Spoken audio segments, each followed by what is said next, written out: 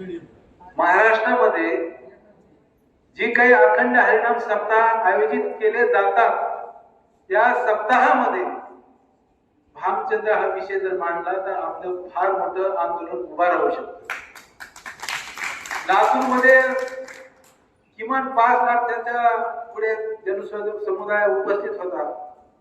राजू पाटलांनी अतिशय छान त्याला नाव दिलं, वारकऱ्यांचा महाकुंभ. या महाकुंभामध्ये भामचंद्र विषय कधी चर्चेला गेला नाही, त्यावर चिंतन झालं नाही. अभंग सोडवण्यामध्येच ही मंडळी दंग होती आणि पहिली चाल, मधली चाल, भैरवी आणि जय विठ्ठल जय जय. अरे भामचंद्र विषयी बोला ना तुम्ही, काय अर्थ नाही. म्हणून ही चिंतन बैठक आहे. या चिंतन बैठकीमध्ये भामचंद्राचा विषय प्रकर्षाने महाराष्ट्रात मांडण्यासाठी आम्ही महाराष्ट्र दौरा करणार आहोत, महाराष्ट्राचं संघटन करणार आहोत. भामचंद्र मुक्ती संघर्ष समितीचे नवे पदाधिकारी निर्माण करणार आहोत. विद्यमान महाराजाबद्दल न बोललेलं बरं, ते पूजनीय आहे.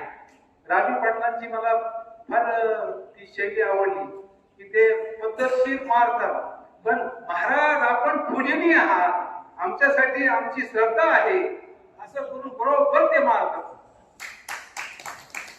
त्यामुळे महाराज आपण या संप्रदायाच्या पूजनीय महाराजाबद्दल बोलू नका, ते पूजनीयच आहेत. ते एक ना एक दिवस या संघर्षात उतरतील. जगद्गुरूंचा आशीर्वाद आपल्या पाठीशी असेल म्हणून आता तुम्ही आम्हाला चिंतन बैठका मेळावे यामध्ये आमचा वेळ घालू नका. तुम्हाला कळकळीची विनंती आहे, महासंमेलन घ्या. महासंमेलन महाराष्ट्रावर जबाबदारी टाका. आणि पहिल्यांदा मी जाहीर करतो की या संमेलनामध्ये कीर्तन संमेलन जर 7 दिवसाचं घेतलं तर पहिली पंगत सकाळच्या नाश्त्यापासून दुपारचं जेवण, संध्याकाळचं जेवण ही बीड जिल्हा किंबहुना मराठवाडा आम्ही तिन्ही जिल्हे मिळून करूया अशा पद्धतीचे. आणि ह्यांना सगळ्यांना मी हे जे बोललेलं आहे ना ते ह्याच्यासाठीच बोललेलं आहे. मी यांना काय करू शकणार नाही. ते आमचे सेवानिवृत्त प्राचार्य आहेत, आमचे पोलीस सर. अनेकांची त्यांनी कामं केली ना. त्यांनी जर सांगितलं की भामचंद्राच्या मदतीसाठी 1 हात पुढा करा, तुमचे अनेक फिल्म मी काढलेत, मनरेगा मधून अनेक गावांचा विकास मी केलाय, तर कोण ऐकत नाही सर.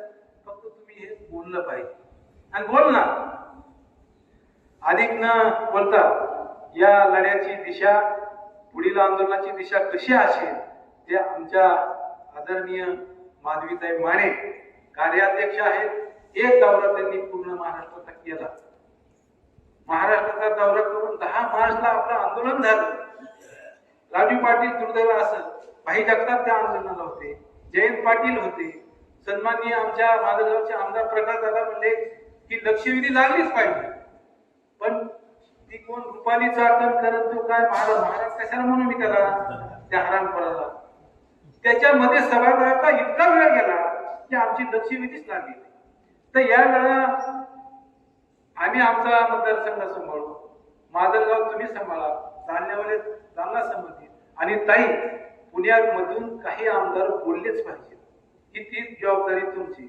आमच्या मतदारसंघाचा आता आमदार प्रकाश दादा आहे, त्यांनाही हे आम्ही सगळं कन्व्हिन्स केलेलं आहे आणि ते सगळे तयार आहे.